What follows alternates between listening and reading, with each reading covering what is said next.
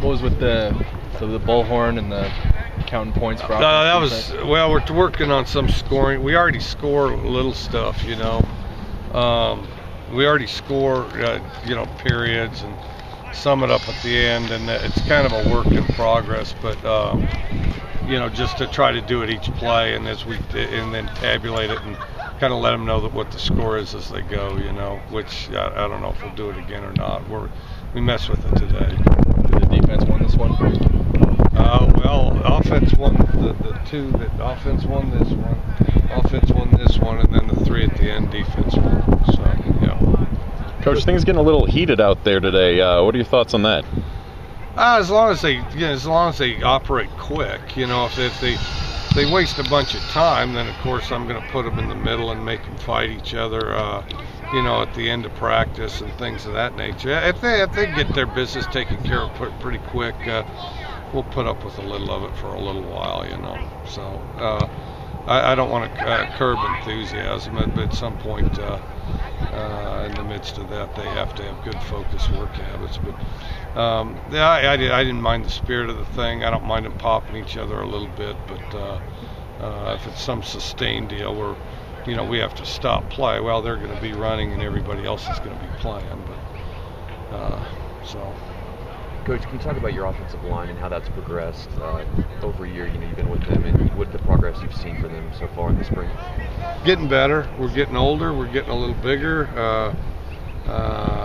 People are getting used to playing next to one another. We're a work in progress, but you know, excited about that. Got one of my former players who's played all over the NFL. Dylan Gandy's here, and you know, so it's good to have him in town. And now that you talk about offensive line, but any rate, yeah, you know, we're improving. We've got to get better. We've got a long ways to go. Any closer to a starting QB yet? No, we're not gonna. We're gonna rep them and give them as many tools as we can for the off season, and then you know, let them work hard again and do the same thing when we start camp. Any one of them stood out more than the other? I think they've both been good. I mean, I think they both played well.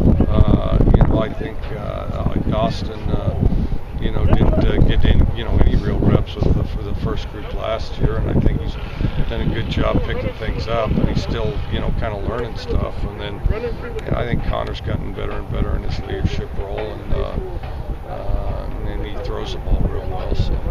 First day of full contact out there, do you expect these guys to operate at full steam, or do you kind of want them to take the pedal off the gas?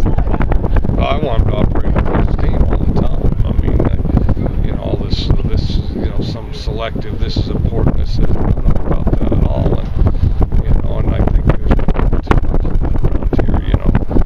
Well, this is really important, so I'm going to step it up to happen. You need to do it all the time. It needs to happen every day, and it needs to happen every drill. And, you know, people that flinch at those opportunities to do that, they're in the wrong place. And, you know, a couple of them have disappeared. So, you know, those guys need to change, or they need to get after it every play. Coach, in general, you happy with today's practice? Yeah, I thought it was really good practice. I thought it was good from top to bottom. I thought it was competitive from pretty much start to finish. I thought I'd have to watch the film. It looks like D-line got after the O-line in one-on-one. I didn't see inside. We got after him in one-on-one with receivers, DBs. You know, and I thought Skell, there was a lot of tempo and